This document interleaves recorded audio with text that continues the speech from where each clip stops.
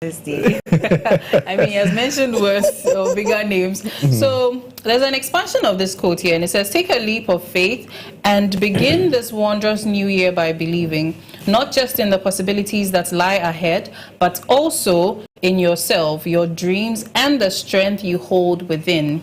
Now, trust that the challenges you face are stepping stones to growth, and every new day is a chance to create something extraordinary. Let faith be the compass that guides you through the unknown, turning doubt into hope and hesitation into action. Embrace the journey with courage, knowing that belief is the foundation for the incredible things yet to come. And I think for me, the best analogy I would give is when you're starting a race. When they shoot on your mark, get set, go, and you already don't think you will win or you can even get to the first three, it affects how you run. It affects how you perform. So as you're starting this year, if you already are starting on a very low vibrational note, it will affect the way the year ends. Sometimes maybe the year might pick up, but it all takes your mindset and how you are, your attitude towards the year. So if before today you didn't really have hope, we are here to give you some hope that no matter how the year began, you can always renew your mind, like our scriptural brothers and sisters. Renew your mind with scripture, anything to motivate you, just like our quote, and start this year with a big bang and end it with a bang as well. So you wanted to add something? Because you gave the analogy of a race in this particular explanation, and then also you have to know that this particular year, it's really long. And for you to achieve your goals and your dreams, you have to make sure that you know the type of race that you're running. It's not a 100-meter sprint, it's a marathon. And you know that you don't exert all your energy and then you end up not being able to complete the marathon. So you understand the type of race that you're going to run. And then also what I'm trying to say is that it's consistency that matters in all this. You believe and then you're consistent in whatever you're doing, and then you achieve your dreams. Because once you start with some consistent pace and you know that you are going on a long journey and you don't want to achieve every goal in the first 3 days or 10 days of the year, I think you are going to get it with consistent efforts. So that's from a sportsman. And then of course, so on the lifestyle segment today, as part of our thoughts for our viewers on how to start their new year, we'll be touching on a very important topic, which is setting intentions for people. And so as we begin the year, we want to walk our viewers through setting goals and proper intentions for the year. And so it is just in line with what we are talking about, and so they should stick with us throughout the morning show. Thank you so much, and I'm sure this motivational quote has motivated you. So as you go through your day, please do well to share with a friend, a loved one, inspire somebody, and don't forget to keep that beautiful smile on your face as always. Spread positivity as you go about your day. Keep the love and fire burning. Up next is our online news review with my usual co-host here with me. Stay tuned.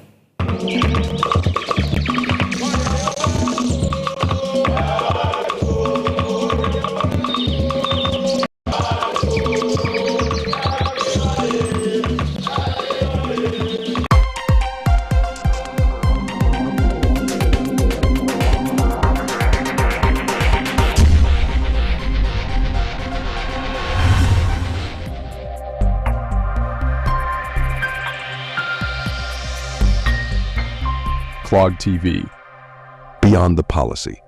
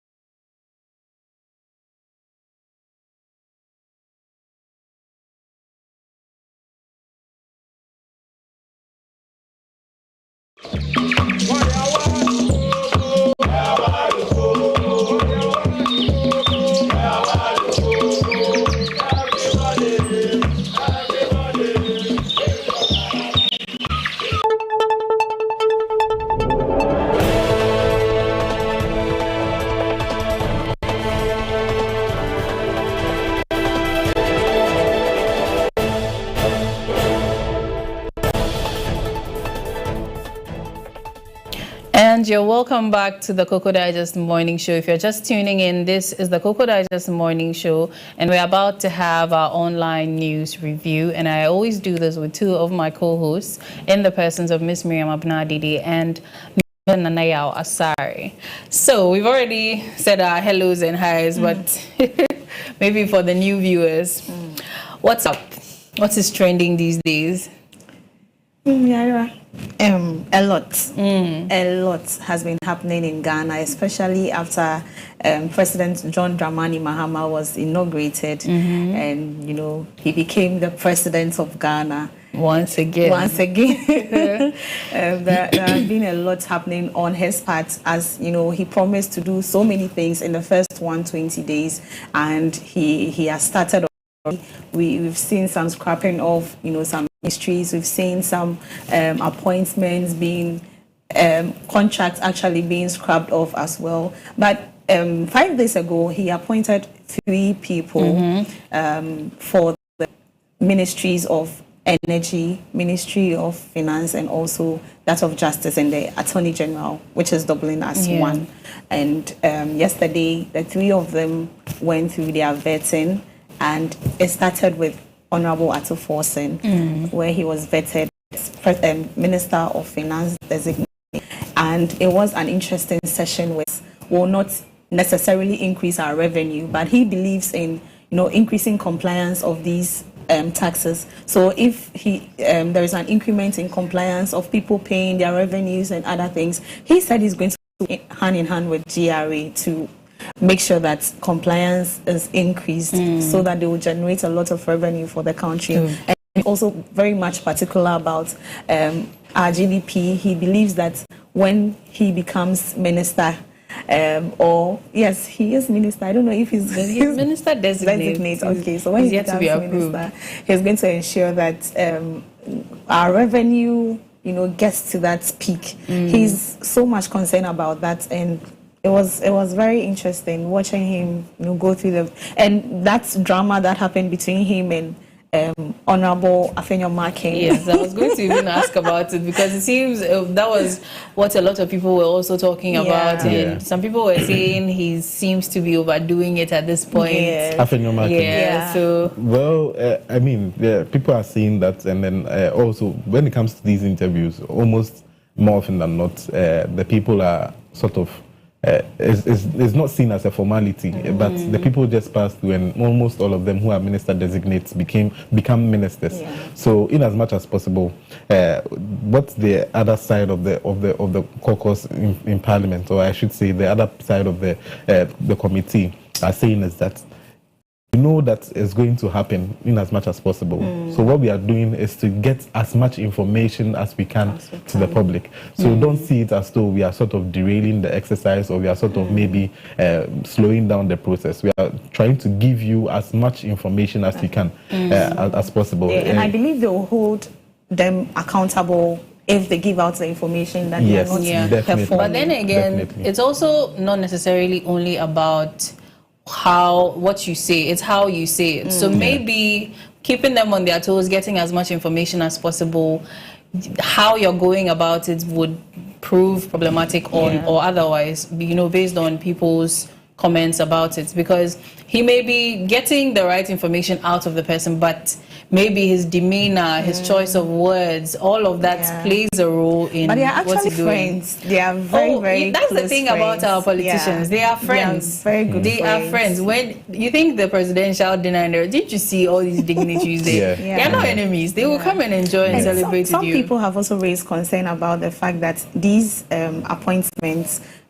or interviews are not necessary. Just like Nana said, we know no matter what, they are just going to be ministers. So why do we take them through that process? But I think Nana has... Yeah, so like, for instance, what you said, Ato Forson in his interview, now we've got to understand that he said that they are going to rationalize the taxes. And they are not going to sort of introduce new taxes, but rather they are going to widen the tax net so that they can rope in a lot more people, especially in the informal sector. When you see that in Ghana, most of them are not. It's the informal sector that are not roped in when it comes to the collection of taxes. So I think they have like a strategy. So it looks as though this is the strategy that the NDC government is going to actually take when they assume office to roll in a lot more of the informal sector. So I think I also saw a comment from somebody that they hope that, as you know, yes, these vetting committees set up and things like that would involve the major stakeholders. So if you are a minister for, let's say, agriculture, there should be the people, the people with the expertise there to ask certain questions or to help you, or maybe even the person being vetted liaise with them to find out what exactly or what kind of work he's coming to do, so that when we have situations like, you know, we have a medical doctor being the minister for finance or something, it will not be almost like it doesn't make sense, but rather that the person has also gone to gain the knowledge and expertise to be able to work with that. I will commend the NPP for doing a great job yesterday, because looking at the committee for Ato Folson's session, they brought in people with finance background, people with economic background, and you could see the kind of questions they were asking Ato Folson. So that, I think they also did well by bringing in the minority moving forward, I just hope they do same for all the others. I mean, that has been like the standard practice when it comes to these vetting processes.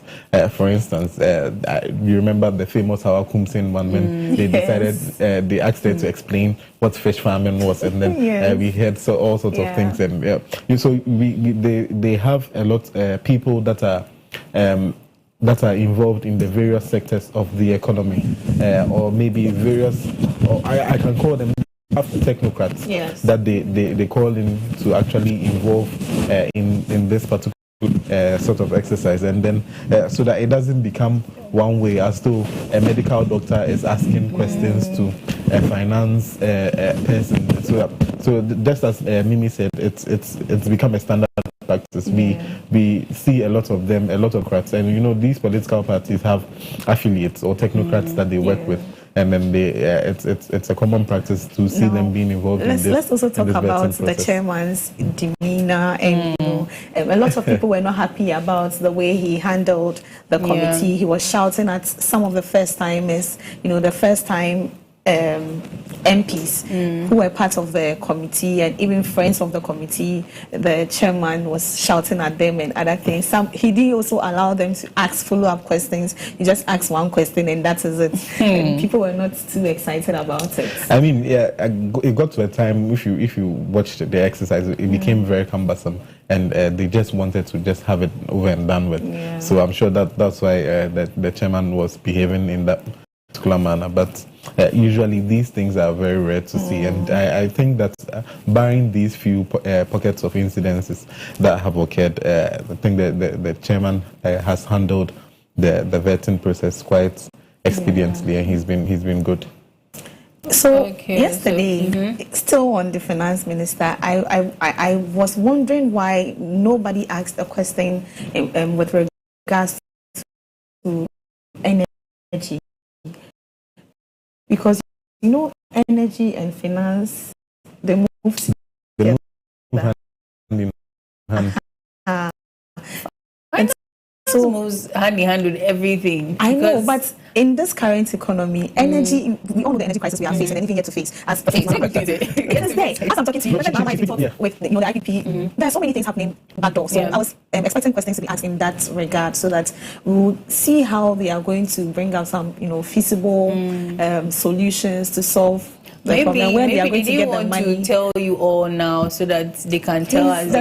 And then also because John Jinapor was going. He also interviewed because energy was right next after finance. So because he was going to be interviewed, they felt that maybe it's just right that we direct all energy questions to John Jinapor, which they did, which brings us to the next person that was interviewed. That's John Jinapor on energy issues, and then the sort of looming crisis that is ahead, that is impending crisis that we say that it's coming. And then he gave very good answers to them as well, saying that the MPP did not leave enough liquid fuel to be able to use to process electricity for us for a longer period of time. I think they mentioned he mentioned 5 hours, but later it was corrected to be maybe 23 days. But still, that is not enough considering the time of the year that we are in, businesses running and all that. So these were some of the few things that happened. And then after, Dominic Ayine was also interviewed for the position of the Minister of Justice and Attorney General's Department. Last year, I was personally impressed with this particular one.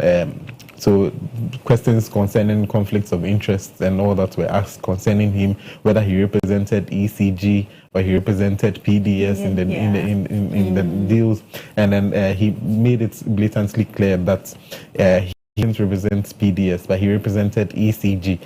PDS contacted him, but because of political reasons, and then due to certain reasons that is best known to himself and national reasons, he decided not to take on the PDS case. And then he said also the ECG, and then that transcends to the government of Ghana, is also owing him some invoices that they've not yet been paid. So I'm sure when they give him that money, he'll be sure to bring us our share. So let's go quickly to our digitalized newspapers. I have one trending story that we need to talk about. We need to keep it brief so we can quickly delve I think we have a video of that. Yesterday, we saw the statue of former President Nana Akufo-Addo being vandalized. I don't know if the video is ready, if we can have a look at it. Some people went to destroy. I didn't know it was to this extent, but it was quite bad. I think I saw a photo of his face just in the ground, and some are even asking why he's still smiling. It's a statue. That was how it was cast. So we have to be very, very. We have to condemn all forms of of national property, because this is what our hard-earned taxpayers' money has been used to create in memorial of that is. And resident was being interviewed, and he was. Resident was interviewed, and he was saying it is normal. It is something that they do, so they don't really see anything new about this. And that is my concern. When did we get here as Ghanaians? Because growing up, we were told to respect elders. These things. So when did we get, or how did we get here? I think also it is a reflection of Ghanaian sentiments towards our former president and his administration. And this is not to justify or anything of the sort, but I don't think people would have gone to this extent knowing very well. I think I saw certain comments. Somebody said he also, sort of destroyed the La General Hospital. So if they have destroyed his statue, say it's draw or something, people trying to make jest out of this. But I think to an extent, as much as it is not supposed to be condoned, it is a reflection of how Ghanaians felt towards him. Because I think even at the time the statue was put up, there were lots of comments that were not in favor of this, because even look at the roundabout, it's not even been fully developed. The roads are not in the best shape, but then there is money to put up a statue. So it's like two sides of one coin, and we can't talk about one without the other. But we really have to condemn this. Yeah, of course, this is vandalism. Exactly, and look at what happened post-elections 2024. Yeah. People went to destroy, government properties, buildings, ballot papers, ballot boxes, and they are still there. Nothing has been done. I mean, where are we going as a country? We have to really condemn this disrespect to leadership and authority.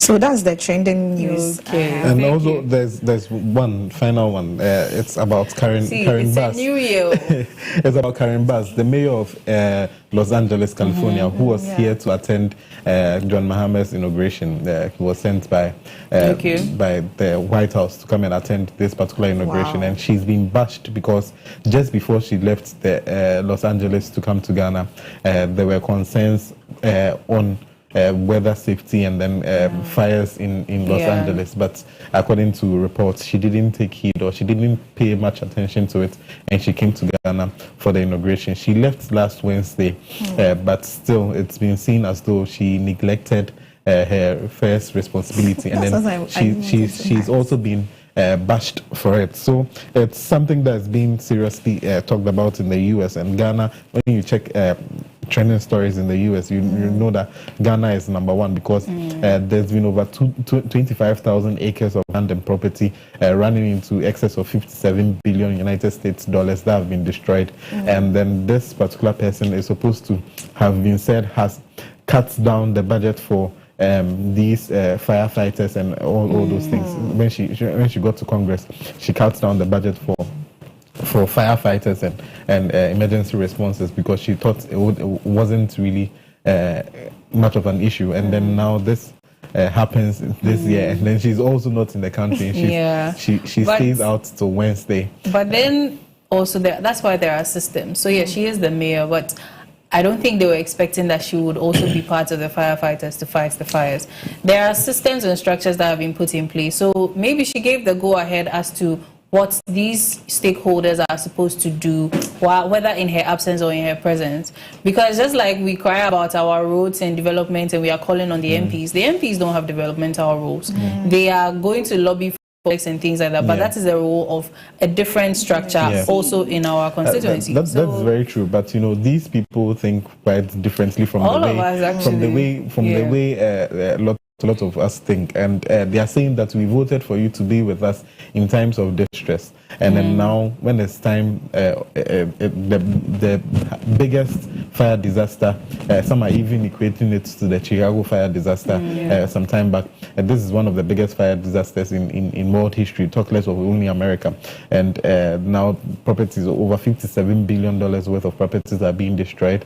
And then we see that you are not around, not only for the day of the inauguration, but after the day of the inauguration until Wednesday. That was when she actually went back. So they feel as though we voted for you to be with us in times of joy and then in times of sorrow. Now these are people who are looking up to you, and then now you are not around and you are saying that you've given instructions. It looks as though you are running when the heat is on, and literally speaking, the heat was on. Well, I mean, her presence was not going to also change anything. Exactly. She's also here in solidarity with, this is all part of foreign policy, Ghana's foreign policy to the US and vice versa. So if as a representative of the US, she has been chosen to come in, represent the US, and then celebrate with the new president of Ghana, that is also a role she must fulfill.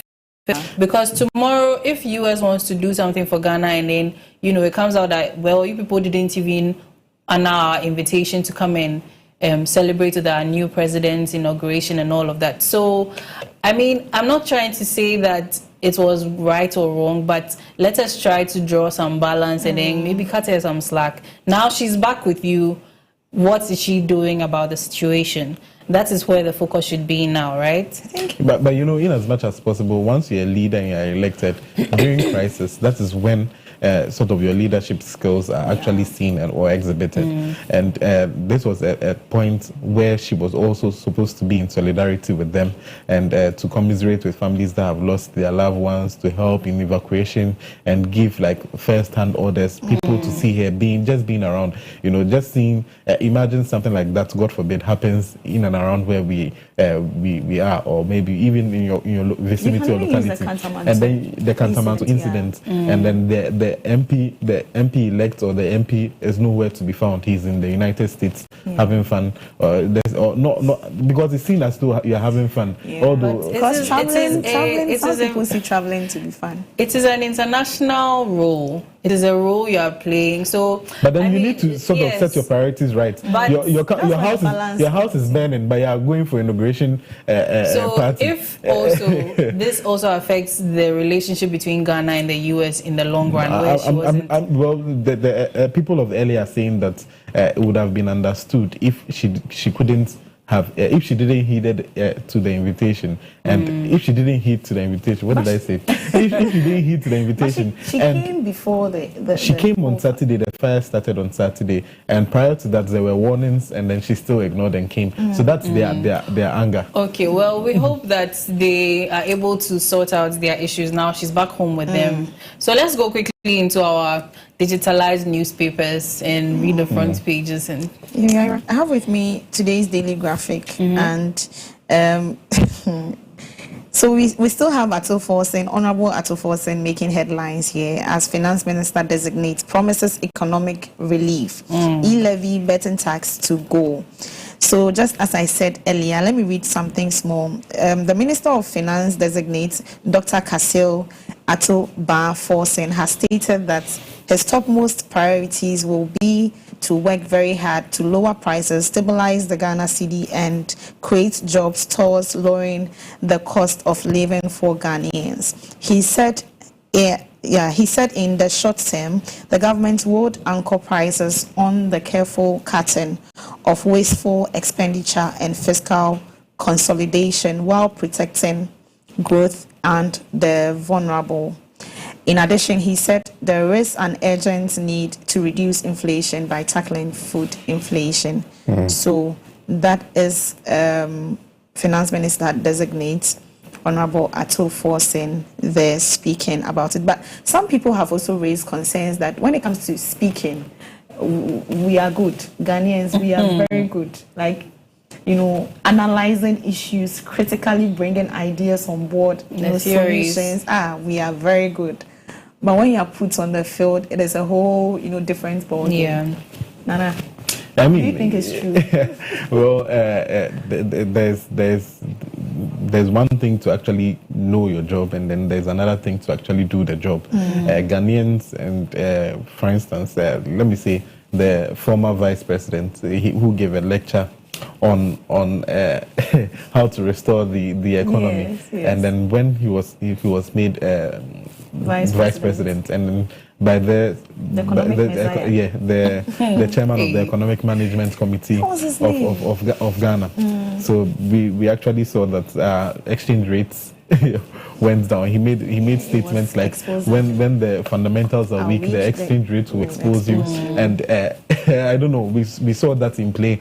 So we saw that the fundamentals of our economy were weak. But so there is one thing to talk about the job, and then there's another thing to do the job. And now it looks as though from the results of the polls, Ghanaians are much more vigilant now to see that talk na do. Once you talk, you make sure that you're doing it, and then that's what we are. That is why some Ghanaians are also, bashing President John Dramani Mahama.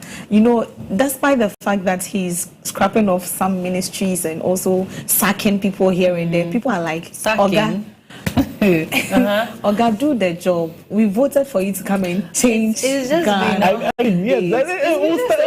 We'll start from a point. Yes, but Ghanaians want to see like the change they voted for, not what he's doing. So, but he says he has a social contract with us for the first 100 days that he assumes office, and he just started. So, and in that he said he was going to rationalize taxes, and looking at he was going to make sure that we have stable energy and all that. Looking at the period that he set for that particular thing, and looking at the sort of the timeliness of the appointment, and then the operation Recover All Loot.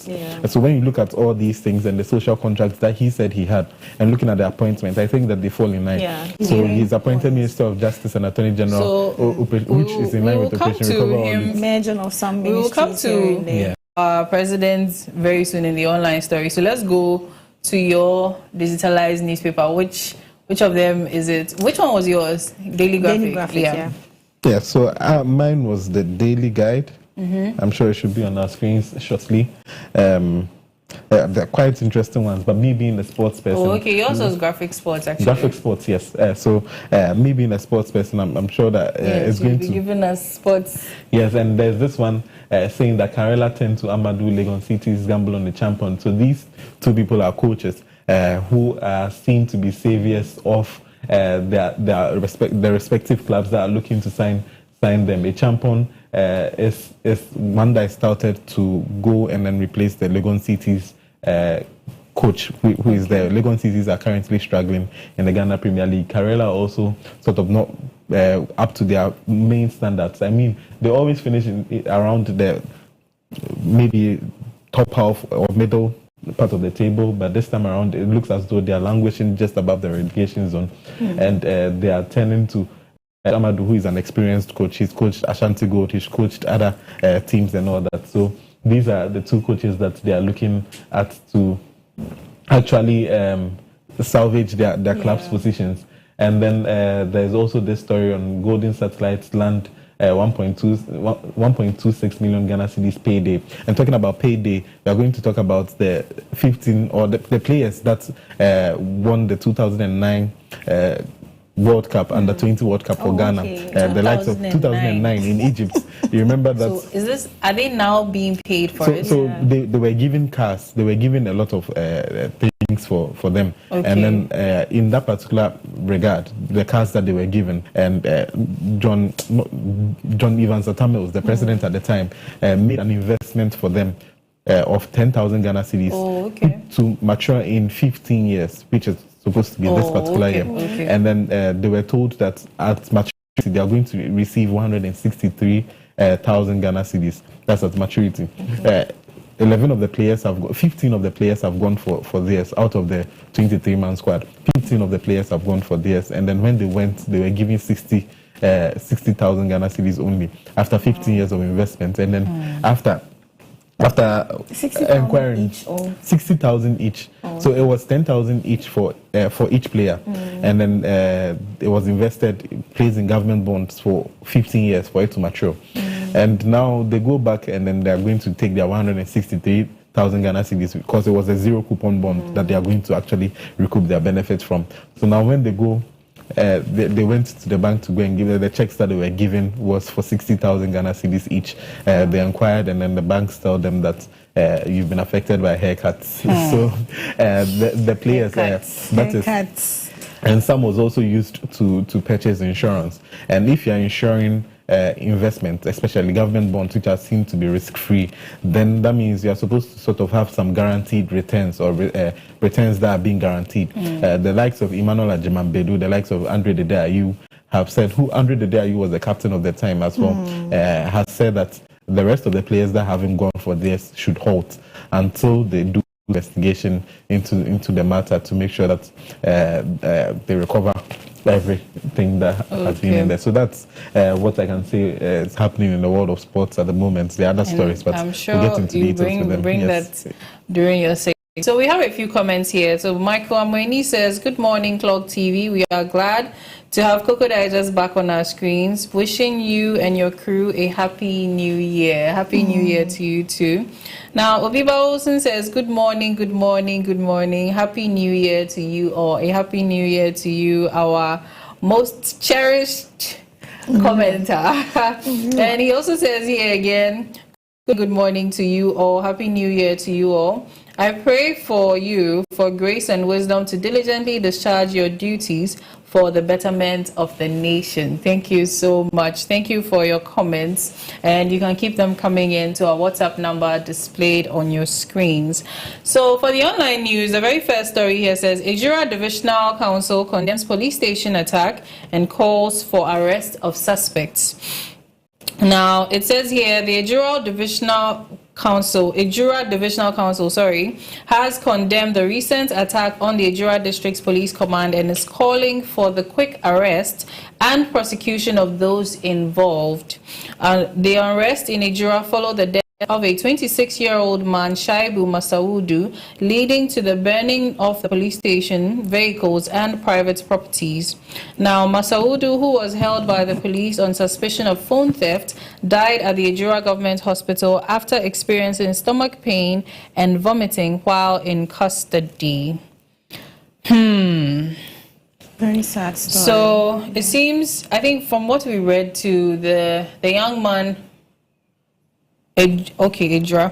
So the young man was in police custody and had some discomfort, and the police did not attend to him quickly by taking him to the hospital early enough, and then he died. And when he died too, his family was also not alerted, and apparently they said his body was also just disposed of in the bush.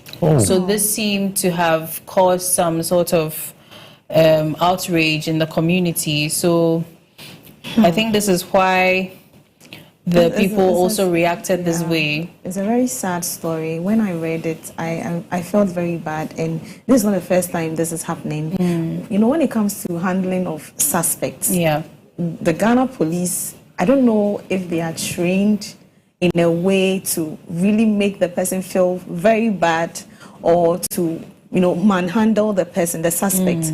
They should really tell us how they, you know, handle suspects, because I know if someone has committed a crime, you just come for the person, arrest the person until the person is, you know, taken to court or, you know, has gone through the legal Yeah. processes. You cannot manhandle the person or take, you know, actions into your own hands and, you know, deal with the person in the way you want. Looking at this, they didn't pay attention to the person's health condition. They didn't, you know, attend to the person in any way. All they knew was we've arrested someone, and so the person has been sent to jail.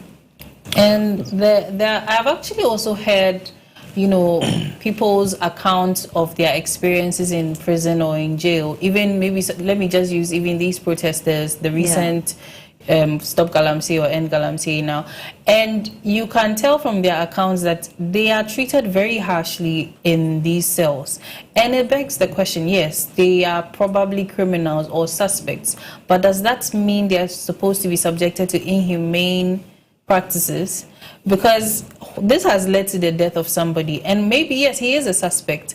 As to whether he was actually guilty of stealing the phone, that has not yet been declared, but he has lost his life to something that could have been prevented. You know, And that is what is making a lot of people not, you know, have trust in the police because or other security services, because it looks as if they the laws into their own hands. Because they are security personnel, they can do anything at any time to anyone, which is so bad. And you gave a very relevant example, the Stop Galamsey protest. We saw how people were being handled, you know, how people were even arrested for not doing anything. And because the person is in a police uniform, you just have to obey and then follow the person. obey before complain, that's how they call it. Then they'll tell you it is an order from above. Let me just cut this before it becomes a very long conversation. So the second story is about President Mahama, as we were talking about earlier. And this one says, President Mahama dissolves and plans reconstitution of statutory boards and councils. So in accordance with the Presidential Transition Act 2012, that's Act 845, President John Dramani Mahama has dissolved all statutory boards, corporations, and councils that were appointed by the previous administration. Now, yesterday, Felix Kwachi Ofosu, the acting presidential spokesperson, announced the announcement in a statement. Now, the dissolution went into force on January 7, 2025, the day the president took office, and that was what the announcement also explained.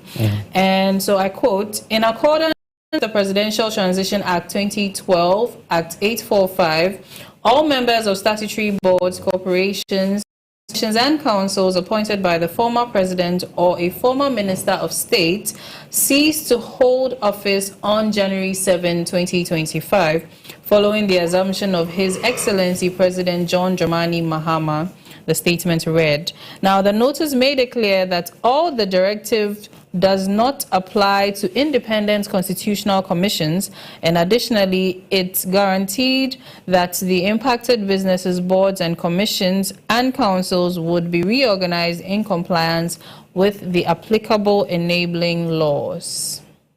Yeah, before we come to this story, So it's not like he's sacking people, it is constitutional. I understand, but please let me make this clear that we are not in support of, you know, the arson that happened, you know, the destruction of the police station. We have to make it clear so that they will not say we are justifying. No, it is their not justified. actions.